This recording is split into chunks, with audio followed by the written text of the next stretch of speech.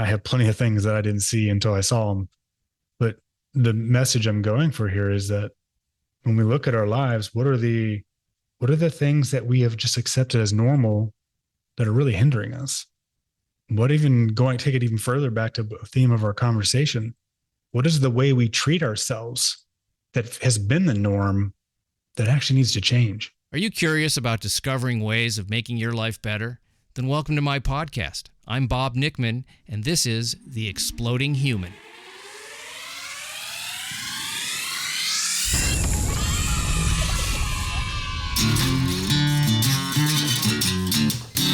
Listen in while I talk with all kinds of people in the fields of personal growth, health and healing, alternative therapies, psychology, spirituality, environment, and the future. I'm looking for those answers that make life better for everyone. You'll meet cutting-edge practitioners, doctors, artists, filmmakers, business people, and those who have overcome challenges. The brave, the curious, anyone who's out there helping us humans to explore, expand, and explode. Hey, welcome to The Exploding Human. My name is Bob Nickman.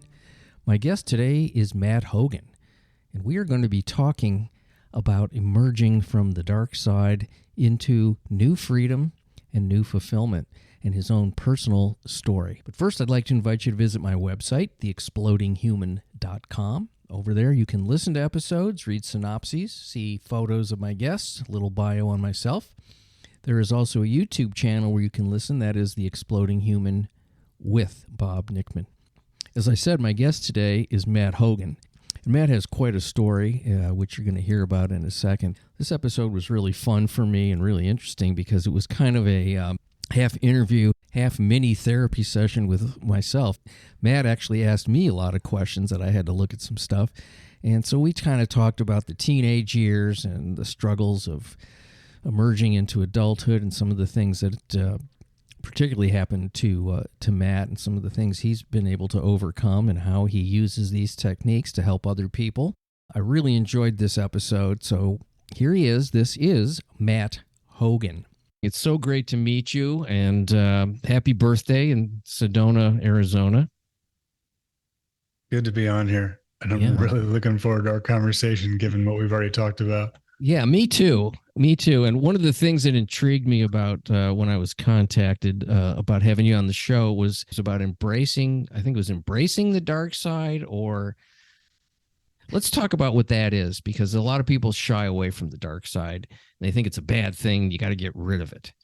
So let's talk about that first, and then we'll talk a little bit about your story and how you arrived at doing the things you do, which the audience is going to find out lots of cool stuff today. And how old are you, first of all?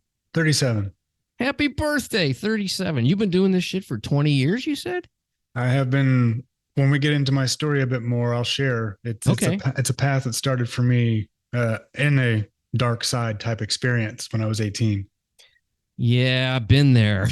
I don't know if it was exactly the same one, but it's a dark time, those teenage years sometimes. Yeah. You know, everyone thinks, oh, it's the golden youth and energy. And it's like, to me, it was all about being upset and insecure. So confused, lost. Absolutely. No guidance, no compass.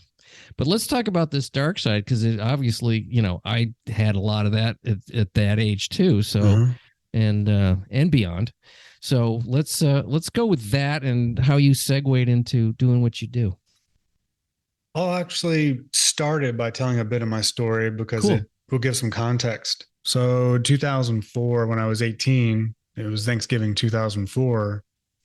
I was at a point in my youth where I had no vision or felt experience that I could have a better life. Life felt really hard. I was like just berated by my inner self-critic. And I'm sure many people listening to your show are familiar with that critic in their head. And just really had a lot of troubling emotions. And I reached a point where it was scarier to be alive than to be dead. That was how it felt. And I ended up putting a bullet in my head when I was 18. And that was the first night that I ever heard what I experience as my soul speak to me when I was lying on the floor half or unconscious. And I went through quite the recovery period, as you can imagine. Bullets still in my head. They couldn't take it out.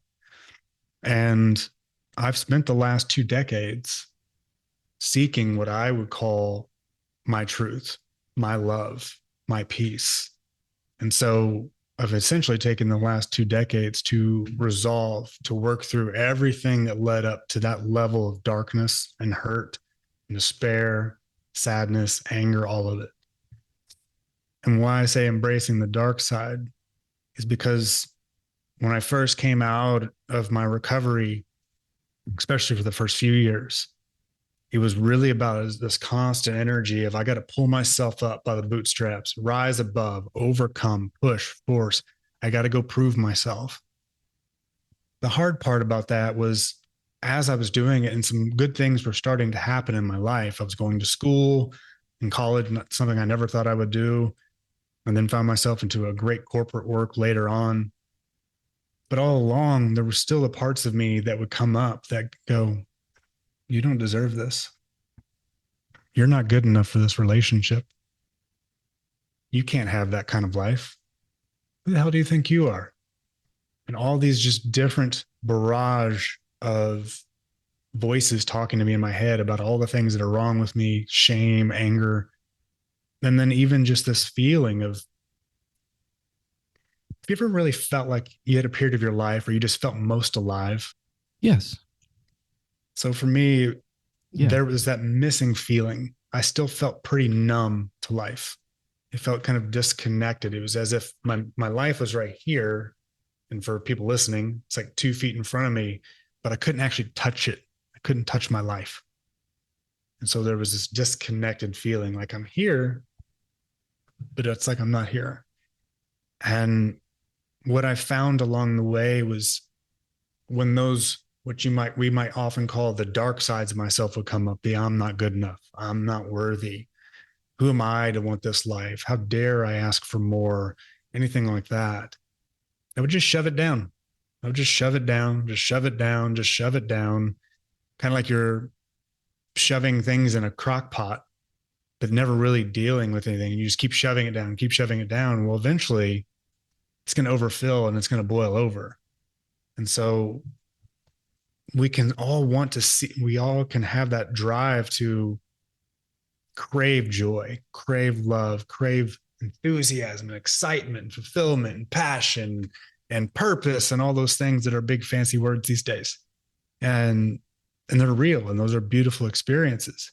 But to find those places in ourselves, we have to look at what we call the dark side, the messy stuff that makes us want to get down on our knees and cry and have snot bubbles coming out of our nose because it's so hard to feel and look at.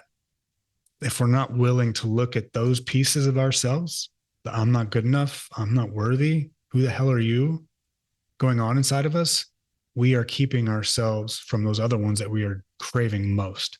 Nobody talks about this when you're a kid because you can't really understand it, but it's coming. Usually it starts in the teenage years like you were talking about, of how do I fit into this world that doesn't make sense to me yet?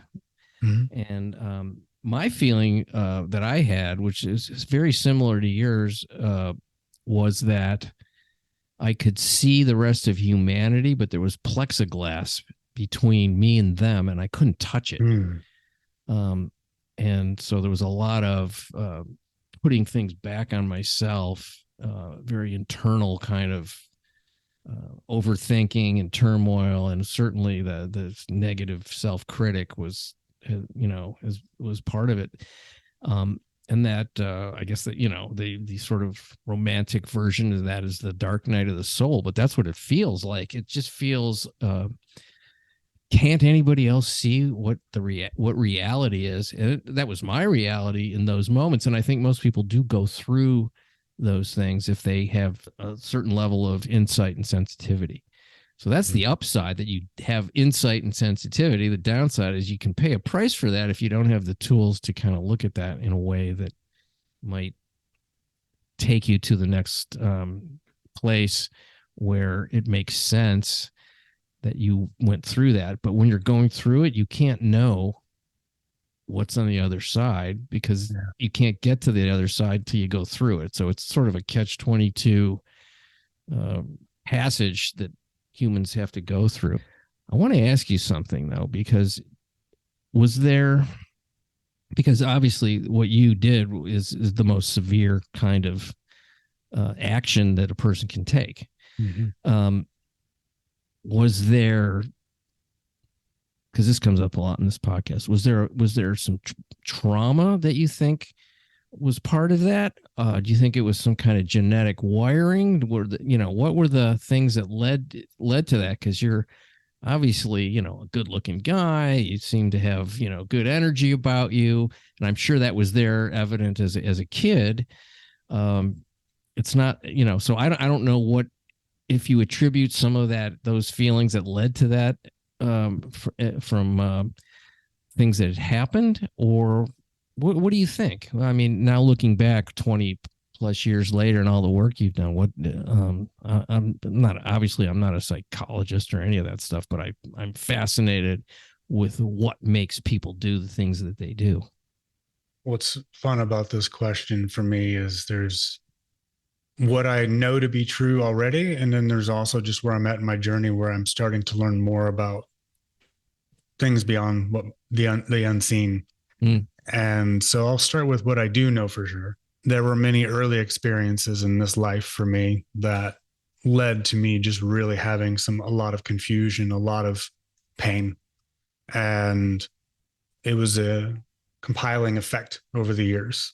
Lost family members, experienced violence, different things like that really stuck with me and led to different things like early addiction, all kinds of stuff. And so it was a buildup from there. So I attribute much of it to that. That said, as I've continued my own spiritual path and have been really going far into it in the past 5 years, I've started to feel around this whole conversation about ancestral trauma that's passed down, ancestral wounds, if you will, that are passed down even if you're not consciously aware of it, even if you didn't directly experience it, but just how it is handed down. I'm not an expert on that, but I have literally watched in my own family how all the work that I've done on myself personally for the past 2 decades, I've actually noticed how it started to shift my own family. Even though I wasn't trying to say, hey, you need to go do this and you need to do that. I just kept focusing, like Gandhi said, be the change. And so there's that first part that I'm sure of. And then there's this other part that I'm starting to really become more in tune with. It's pretty fascinating stuff when you think about the history of, a family and going back generations and to people you've never even met. And I sometimes I wonder, is a piece of that genetic? Is it cultural? Is it something else? When I think about that with my own family, I wonder, because there's relatives I have, obviously, that I've never met that, from Europe and Russia and Poland and places I've never been or met them. And, I only knew my grandparents. Mm-hmm.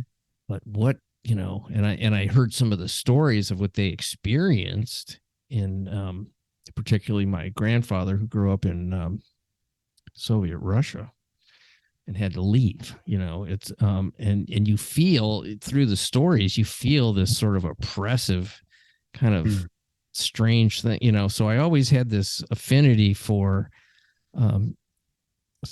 that kind of, and probably through him, that's that struggle that he had as a youth and being a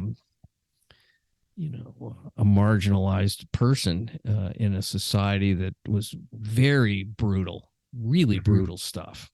And you think about, does that, let's say, violence or brutality or hatred, does that come through generations by talking, or is it genetic? Is it energetic? I think it probably is a combination of all those things. Mm-hmm. But sometimes I can feel it. Especially when I used to talk to him, I would sort of feel it in my body when he would tell me these stories. They were intriguing, and they were so different than my own childhood. Streets that were just mud with boards on them, and small town Russia somewhere, and brutal, policemen, beating them up. I mean, just really messed up stuff, And I'm like, what is this? How am I even hearing this? It was so, here I am in the United States with, kind of nice stuff. It was, I don't know. I haven't talked about this with anybody, those conversations I had with my grandfather. And I don't think he told anybody else, except for me. I'd like to think that anyway. Right. I totally took a left turn there, but as I said, there's so much in what you said, just about one, just this image of you feeling the conversation of what was he experienced. Like you could literally feel it. And when we pause and consider that our experiences largely influence the way we perceive the world and the way we experience the world and ourselves and our self-concept, it influences the way we navigate life and how we do life and what we say and what we don't say and what we are open to and what we're closed to and what we project and what we advocate for and what we believe. So when you take someone that's had a life experience like that, how could you not feel that? And I'll even put it in my own context of my own life. My sister was killed when I was in 2013. And it became something that was very clear, heavy cloud on our family. It was something that, even if it wasn't talked about, you could feel it was there. You could feel the void, could literally feel that there was grief hanging over our family that still hasn't been worked on, that hasn't been talked about. And it's palpable. And I want to add this to what we talked about earlier, that plexiglass feeling, that disconnected feeling, even if we're not clear that we're feeling it, it can still influence us. And so like, if we're not really tuned into our senses, maybe because our nervous system has been in fight or flight for so long, or it's in a frozen state, which is a survival mechanism, or maybe we just have really bad eating habits and different things that can impact our level of sensitivity and receptivity. Those things can walk around with us for a long, long time before we even stop to realize that it's there. Like, I'll give an example. When I was at a point of big transition in 2018, I was going through an exercise of my own to try to create some clarity. And I was just so unclear what was going on. I just knew I was confused. I didn't feel right. My life fell off. But then as I went further into the spiral of the exercise I was doing, I found myself get crystal clarity on some truths of my life around how I was being influenced by others and how I was unconsciously being guided that I didn't know until I became receptive to it. And so that can carry over into all this stuff we're talking about. And with that said, I'm curious how you hear all that, how that lands for you overall. And then even going back to what you said was an interesting topic around embracing the dark side, maybe how we thread that in there too. I wonder sometimes how much, I'm just going to say this, how much I've shut down my own sensitivity because I don't want to deal with it. And I was thinking about the people that don't even like recognize it and go through their whole life wondering why they don't feel right. And there's times now still, I mean, I've done quite a bit of work on myself and not been afraid of looking into that stuff. But there's a part of me now that there's periods that I go through and I'm a little bit in it now, which is I don't want to deal with anything unpleasant right now because I don't want to have to go through that again. Even though life is a constant search, it feels that to me. I also don't want to dwell on things that I can't change, but I want to have them in the correct perspective where I don't deny, but I'm not allowing certain things to impact me in a way that they don't really need to. That they're it's funny. You can say somebody said to me once, and I didn't understand it at the time. Bob, you're not your story. And I go, what the fuck do you mean? And you're not that. Those are things that happened. They happened. They may not have even happened to you. They may have just happened and you decided that they happened to you. You can make that the reason you're acting a certain way or believing a certain way, but you don't have to. That's an actual choice. to make your story something that is, that you think that that's you. I'll give you a very simple example. It's not even my case, but you're bullied a lot in a class when you're 8, and you take on this worldview that people can't be trusted and they're awful and they're nasty and you got to be guarded or tough. And so you adapt this way of being, and now you're 20 years down the road, and it was such a traumatic experience in this class that now you walk around with a chip on your shoulder, guarded, and you don't let it down, and you're wearing armor everywhere you go in business and relationships. The choice of that kid to carry it into adulthood is an interesting thing, how we do that. And that's kind of a light example, I think, for some of the things that happen to people. I don't know if I've sort of answered what you talked about, but it did trigger me to talk about this, to this idea of you're not your story. And, I'm a reactive guy like any other human being when I'm not conscious, when I'm not aware of, like you were saying, clarity. When I'm not clear, I can be triggered. And it happened this morning with my wife. I got triggered on something, and I said some stuff that I was not proud of, and I should not have said them, and I had to apologize, and I wanted to apologize. But she says, "Why did you say that to me? That wasn't nice." And I said, "You know what? It was, I was in fight or flight. I felt like I had to defend myself, and I couldn't stop it. It just kept going. It was a reaction, and it was old. And am I better at that particular reaction and not letting it run me as much? Absolutely. But nevertheless, this human experience can be so surprising sometimes. You think you've evolved to a certain place, and maybe you haven't in a certain moment.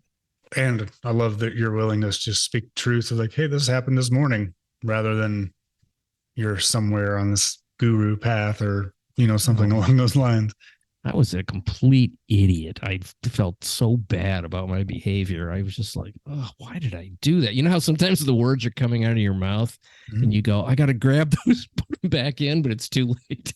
What came up for me as you're sharing was, one, I was just so appreciative of just that level of ownership of like, hey, I reacted and I want to own that. And then also what came up was continuing our conversation about embracing the dark side. We embrace the dark side so that way our lives can feel more whole. We embrace the dark side so we're not hiding something that's actually preventing us from the other thing that we say we really want. And so I wonder for you, if you're open to it, or I can offer the right entry point, is there what you might call a dark side within you, a trait, a belief, a part of yourself that could be embraced right now that could actually open up something for you? Yeah, of course. It's, and it's always comes back to the same thing for me, which is false perception that being vulnerable is dangerous and I could be hurt. And to be invulnerable to me equals, and this is not correct, but it equals weakness on this visceral level, even though it isn't weakness. And the times I've been vulnerable in situations, not foolishly vulnerable to, in front of dangerous people or anything like that, but generally vulnerable with people that I care about, my life's gotten better and the trust has been more. But it's kind of like my bully story. It really is the same thing. I've carried this idea that vulnerability is not a safe thing to do. And I have to be extremely judicious about that. And it's held me back in a lot of arenas, I have to say. So that's one of my big, sort of tasks in life, is to, open my heart. And even telling you that, my mind is telling me, don't tell him that, as I'm saying it. And so both this morning and just now, the trigger was leaning into vulnerability. I think so. I think it was that, and the only and the way it shows up is defensiveness, and the way I'm defensive is I attack with words. And when you attack, and I'm curious, just to go a little deeper in this, if you're willing, what are you attacking for? Like, what are you actually trying to achieve in that reactive state? Well, on the first level is I want to win, and I don't want to be perceived as wrong, and I don't want to look like anything's wrong with me, like there's any kind of weakness, and it's the ego just kicks in, and I'm like, I am going to win this no matter what I have to do, and especially if I think the other person is incorrect in what they're saying. Now, why do I care if they're incorrect? If they're just incorrect, you know. And when I'm in a good place, almost nothing anyone says to me can bother me. And when I'm not in the right place, or when I feel like I'm being diminished in any way, I'm a cornered animal. I come out. I mean, I'm not physically anything. But it's words. I got a sharp tongue. Are you open to trying something? Yeah. So one of the things that I've had to do for myself time and again, and with my clients too, is anytime those parts of us, our dark side, our ego, we can call them one or the other, however people relate to it, comes up. It's not a chance to shove it down. It's a chance to get curious, chance to get to know ourselves better, those parts of us that are there, whether we like it or not. What's interesting is when we get really curious about it, each of those parts have a story to tell. Each of those parts have certain needs that are trying to be met. All we're ever doing as humans, whether we're coming from our highest self or higher self, best self, however you call it, or we're coming from the spots of us that we're like, ooh, wish I wouldn't have done that. Ooh, I don't like that side of me. All of those parts are finding ways to meet their needs one way or another. Some are just doing it. One side of us does it in a more balanced way. For example, what's your wife's first name, if you don't mind me asking? Brooke. Rook or Brooke? Brooke, Brooke. Yeah. So like if, for example, you're in your higher self and it's in the morning and you're like, you know what? I could use some love. I need some love. You might go in and be like, good morning, Brooke. It's good to see you. And whatever you may do, what is unique to you. However, the flip side, the dark side that we want to embrace is, and another day, you may feel that same need for love, but feel like it's not being met and may not know how to meet that need in that moment, given some different dynamics of the moment. And so that same need that's trying to be met can show up in a very different way. And so something I have found so powerful is when we can really, instead of yelling at that part of ourselves or pushing it away or demonizing it or doing like I see a lot here in Sedona, spiritual bypass it, where it's just like, let me completely ignore all that and just go to God, go to God, go to God. It's a beautiful place to be, but you can't pretend this doesn't exist. And really just asking, I was on a call with a client earlier, a similar conversation. And I asked him, I said, turn toward yourself right now and ask yourself, what was I needing in that moment? Like, what was that part of me really needing? And I wonder for you, like if you were to relive this morning when that part of you reacted, what was that one specific part of you, which is not all of you? What did that one part, what did it really need?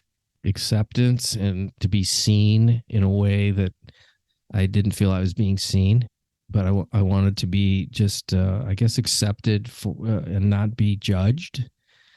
But is it, I guess, under that, and I always ask myself, what's under that? What's under that? And it really comes down to, I didn't feel it what was being said to me that caused me to react, or that I chose to react to, it wasn't loving. There wasn't love there. Now, does my wife love me? Yeah, she does. And I know that, of course.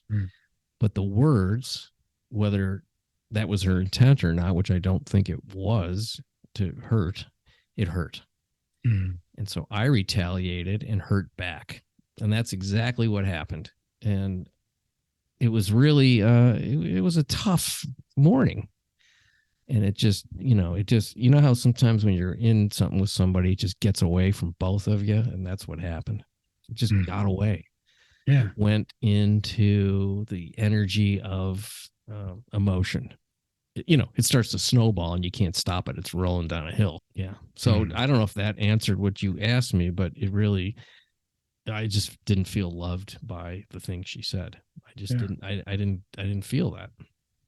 In fact, I felt attacked, even though it probably was not an attack. I'll say that it was not an attack. Actually, it wasn't a probably. Well, there's that part of us that feels unloved or rejected or unaccepted by those, especially by those we care about. Those are pretty hard moments. Yeah, you think? Yeah. And if suck.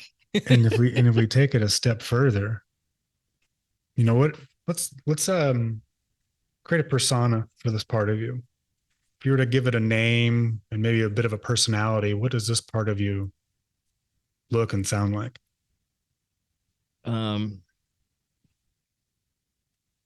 I don't know if I can do a sound, but it's a maybe like the sound of his voice, for example.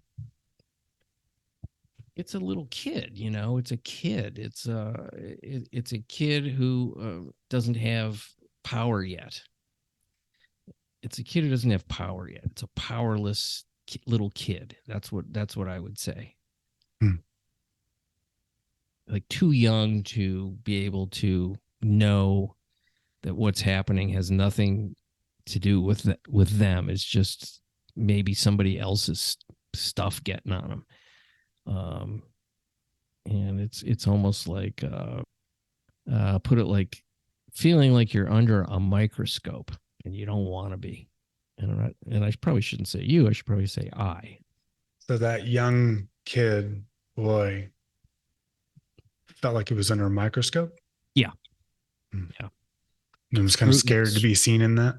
Yes. And not only seen that way, but judged, scrutinized. And I guess the feeling would be like shame. I guess that would be the feeling that by somebody looking at me in a way that I don't either agree with or like, that feels shaming to me. Even if it isn't. Shame is such a hard emotion. So devastating to our own well-being as well as our relationships, just as a byproduct. I was on a call with a client a little bit ago, and just like I said, we kept turning him back to this part of himself. And, going to that little boy that felt under the microscope, felt seen that way and not in the way that was ideal, that shame.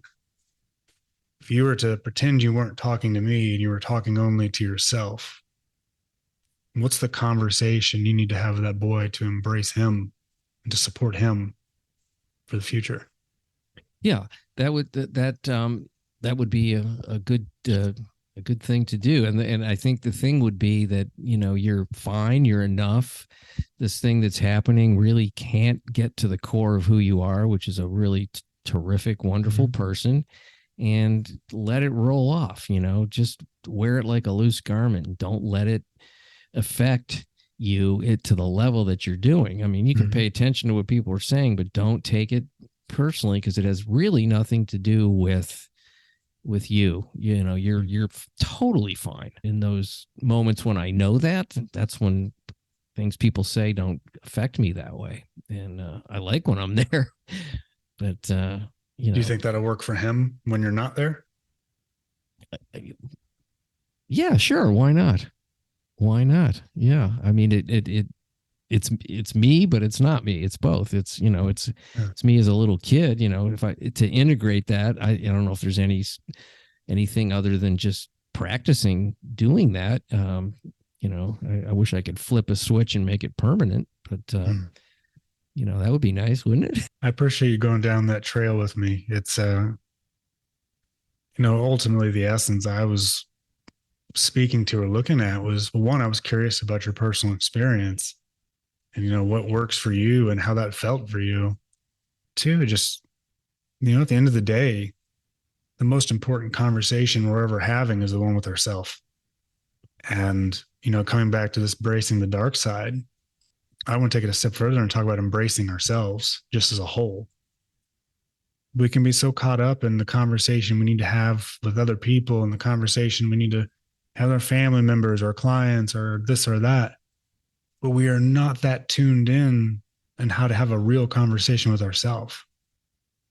We may hear the inner dialogue of the critic, and then we just have another part of our brain going, shut up, stop that. That's not really a conversation. That's still an argument.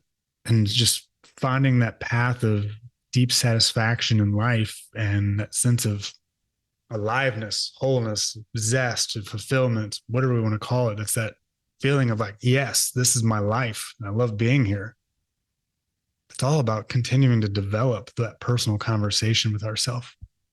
It really comes down to something somebody said to me once, who was a therapist. He said, if I were to say something after all the years I've been being a therapist, and somebody couldn't afford to go to therapy to talk about these various things, because the only thing I would say to them is be kind to yourself.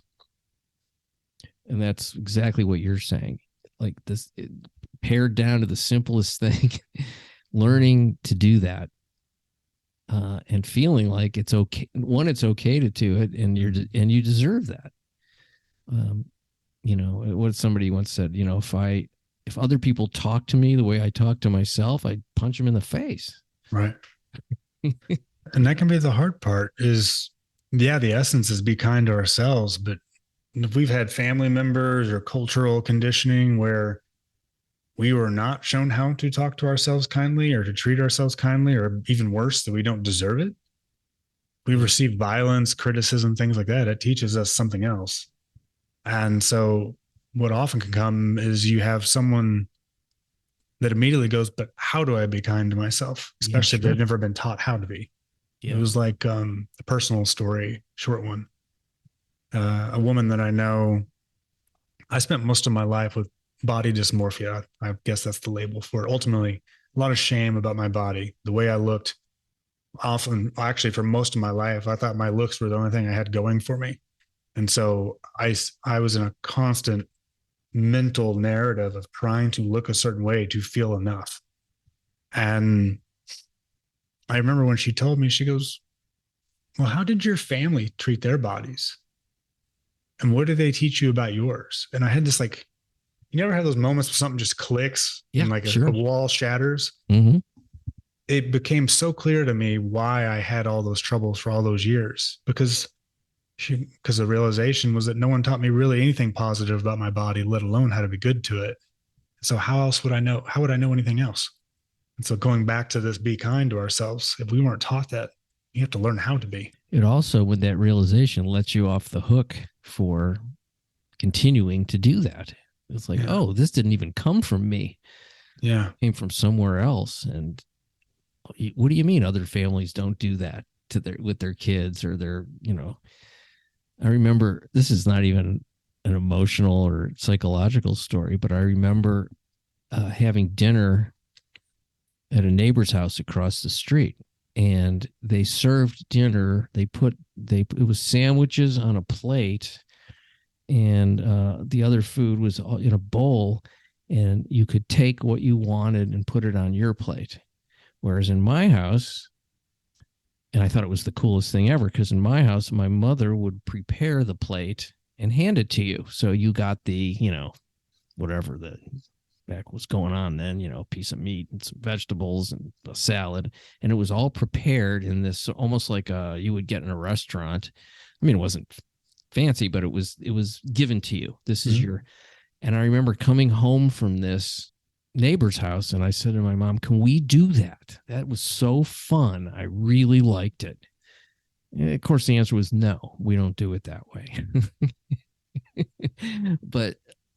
And it was, it wasn't a major thing, but I remember thinking, well, and the other part of it was the way they do it is not as good. It's a little bit lazy. It was looked down upon and minor. This is very minor stuff, but I remember it, it happened 60 years ago. And I remember that because it impacted me in that people do it different. But I couldn't bring anything new into my living situation because I wasn't in control of the situation because I was the kid. And I think that happens emotionally and physically and all those kinds of things. It's a very families are really interesting environments in which people learn certain things that and even when they try to break out of it, like, let's serve food on plates and we pick our own. That was it was heresy almost. Mm.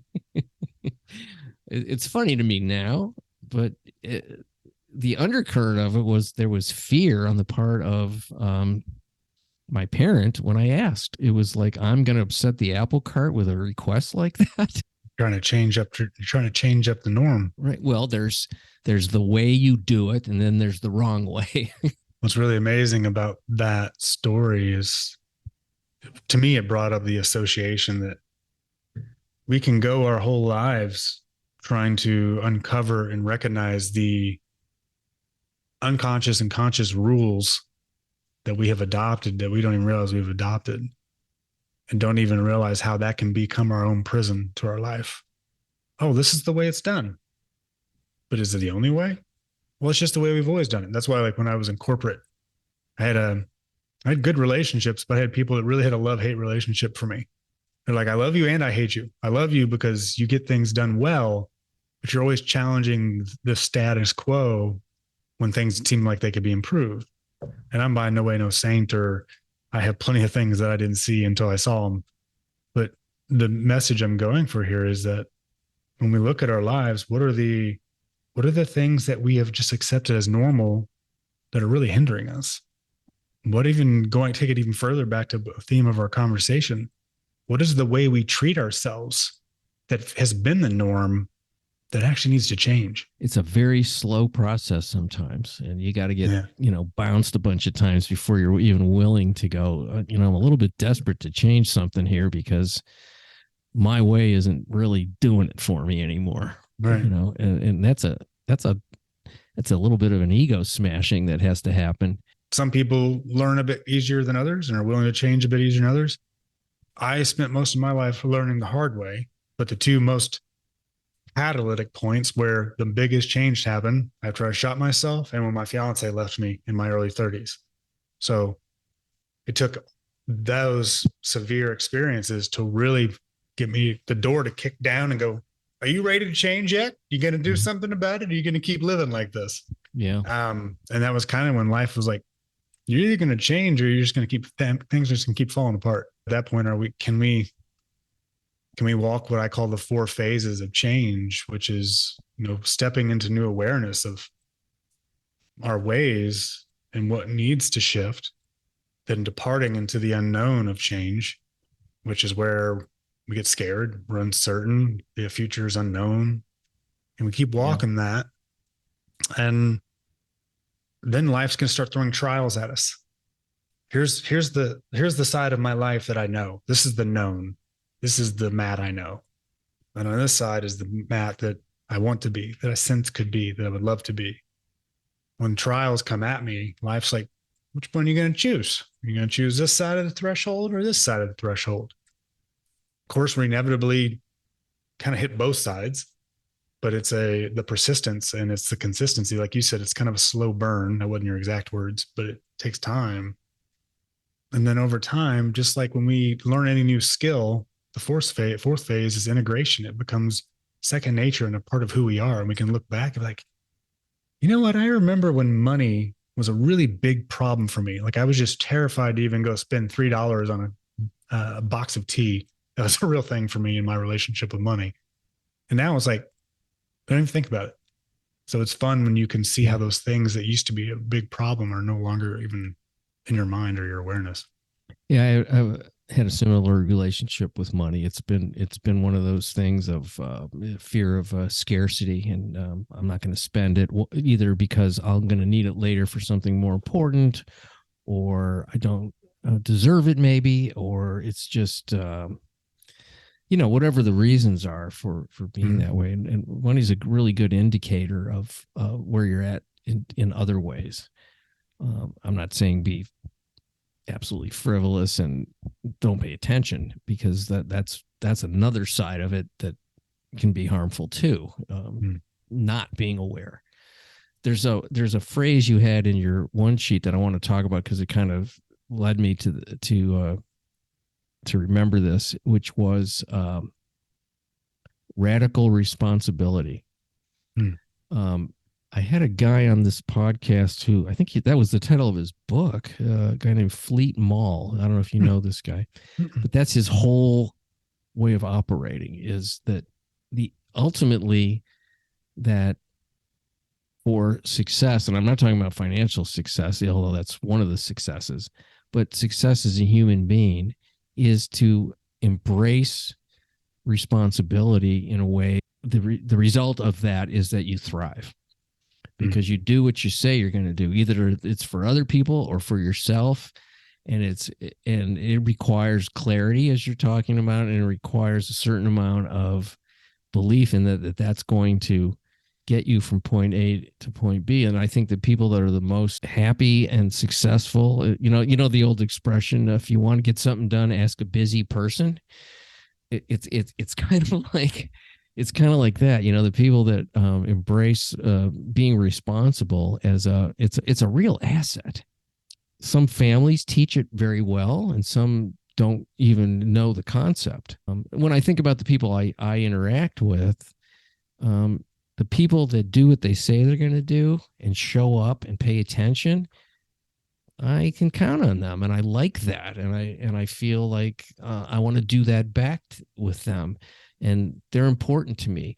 If somebody's irresponsible or flaky or too laissez-faire, then I just can't be involved beyond a certain point. Can I add a nuance to that? No, you can't. Damn. Of course. You were sharing about that radical responsibility from the standpoint of just owning your word, sticking to your agreements, and how that influenced you. And I really love that. Something I wanted to back into was taking that not only around the lens of doing what you say you're going to do, it's looking at taking radical responsibility from a whole much deeper lens. In addition to that, it's taking responsibility for the thoughts in your head that you let run your life. It's taking responsibility for the emotions that you let drive your behaviors. It's taking responsibility for your choices, even in the places where you don't want to say that you have a choice. Oh, I don't have a choice to be in this relationship. You're making a choice right now. Doesn't mean it's easy. Doesn't mean losing your house is easy. It doesn't mean losing half your money is easy. Well, I can't leave this job. That's still a choice. And being able to just own what's really ours to own, and getting out of what is, I've heard referred to many times as the drama triangle, where we're either playing the role of hero, we come in and try to rescue people to make ourselves feel good, or we're the persecutor, we go out and blame people to make ourselves feel better. Like, here's the problem and here's who you blame. Or I'm the victim and I can't do anything. I'm the victim here. And it's not to say that people don't get victimized. It's not to say that people don't do things that we don't want them to do in our society, but it's to take a look inside of our own self and go, where am I playing these roles, especially the one where I'm powerless and I have no say, I have no control, that is really hindering us? Where are we not willing to take ownership? It was like me the night when I was coming out of my coma after I shot myself. I was sitting in a wheelchair on top of the rehabilitation center, and they just told me I may never walk again. And I remember the heaviness of the realization that I put myself here. I could sit there and blame, hey, my dad did this, my stepmom did that, my mom left when I was 2. And those things sucked. They did. And no one put that gun to my head. I did. And the moment I began unraveling all the blame I had for the world and I can't do anything, I have no power, the more I was willing to just own it, even if I didn't know what to do. That can be the hard part. You just, well, if I own it, then what if I don't know what to do? We'll start with owning it before you worry about how to. But the moment I started that, it started a cycle for me. That night, I really just took it in that it was me, only me, that got me there.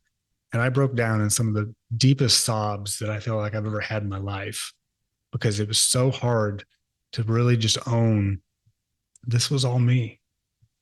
And, when we take full responsibility for our lives, it's scary because then we actually have to do something with them. That started a long cycle of me finding my way of taking ownership, then falling off the path and being like, crap, I'm trying to blame everybody else for my problems again. And then finding my way back to taking ownership for what I can. The gift in that is freedom.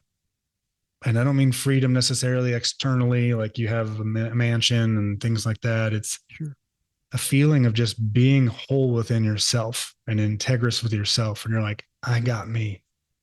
I can take care of me. Moving through the world with a sense of ease and comfort. When that happens, that's what I like the best. Yeah. And when I'm around people that have that, well, before I had any sense of that, I was intrigued. And I would ask myself, is this person real? Is this possible? They don't seem to be pretending. What are they doing? How did they get there? And there was a curiosity and a little bit of envy because I was so irritable and discontent constantly, just thinking like, is it possible to be somebody like that, especially if they were intelligent? If they were, I used to say, well, the guy's stupid, so of course they don't see things clearly. But when somebody like had that had other things that made sense to me, I was always like, what is the secret to them being like this? What have you discovered? Well, I've discovered a few very simple things for myself. One is something I was told by one of those people, which was to wear life like a loose garment, not take things personally. Things happen. They're not happening to you. They're just happening. You don't need to take that personally. Suit up and show up. Don't worry about the results. So it really was a way of saying, enjoy the moments and don't hold so tight, and take away some of these expectations that set you up for feeling disappointed constantly and then angry and upset or depressed.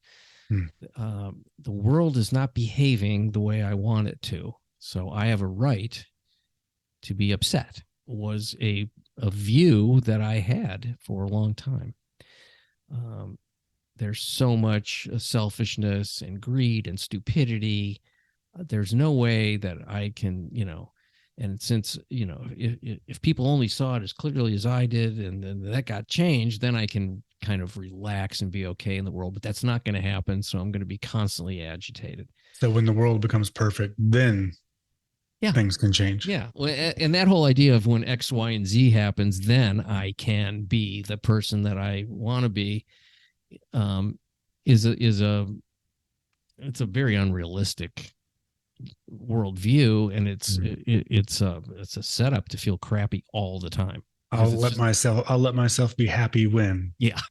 I'll start traveling when. All the wins. But what about now? I had a friend of mine, and I was a teenager about the age you were talking about, and I was really like confused. And I said to this friend of mine, he was a year younger than me, and I don't know.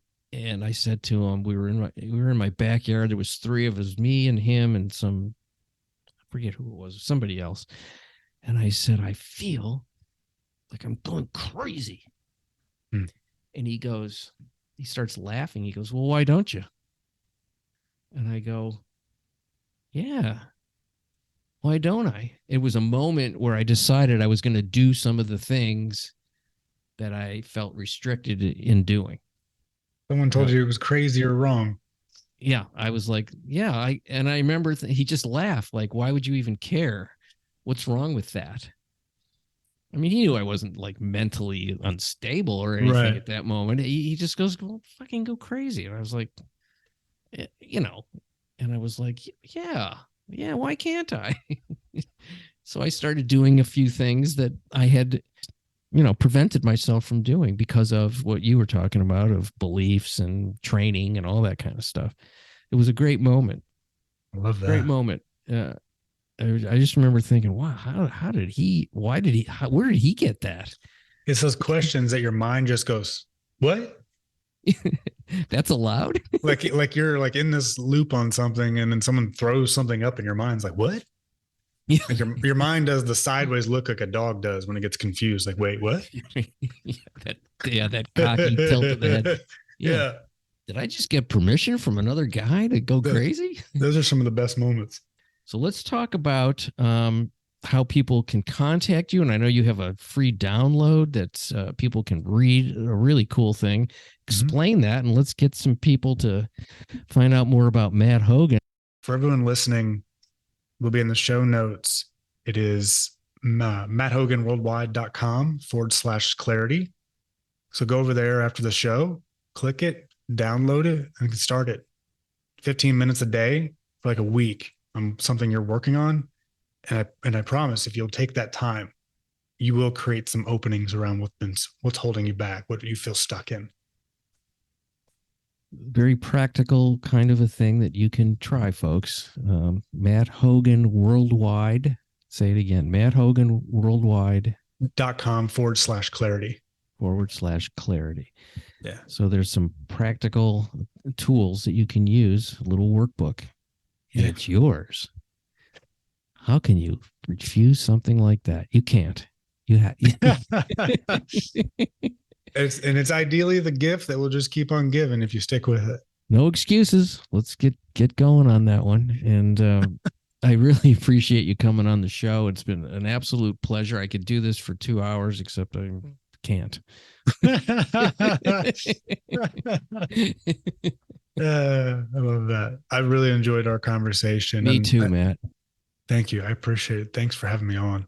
Much appreciation for you folks listening in to The Exploding Human. Check out the website, theexplodinghuman.com. The YouTube channel, The Exploding Human with Bob Nickman. And once again, a big thanks to Matt Hogan. Check out his website. There's links in the description. And have a fantastic day. Thank you so much.